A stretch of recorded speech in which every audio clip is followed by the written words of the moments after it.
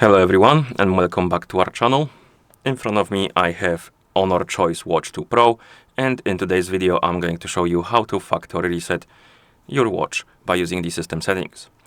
Factory reset could be useful in cases like if you want to sell your watch to somebody, give it away to somebody, maybe you want to pair it with another device, something like this.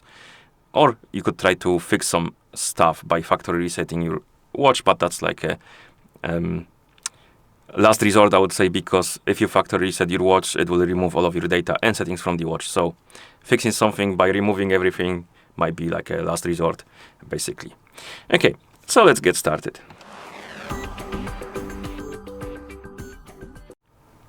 So make sure that the battery level on your watch is above 20 or 30%, because if the battery dies during the resetting process, it might damage your watch.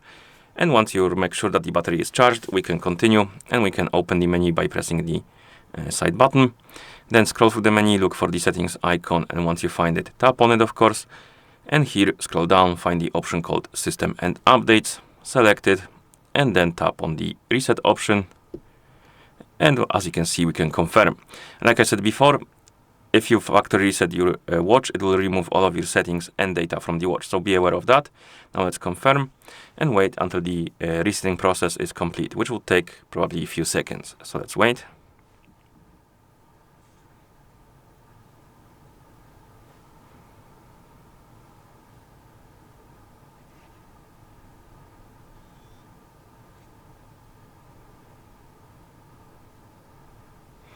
And once you see the list of languages on the screen, it means that the factory reset is complete.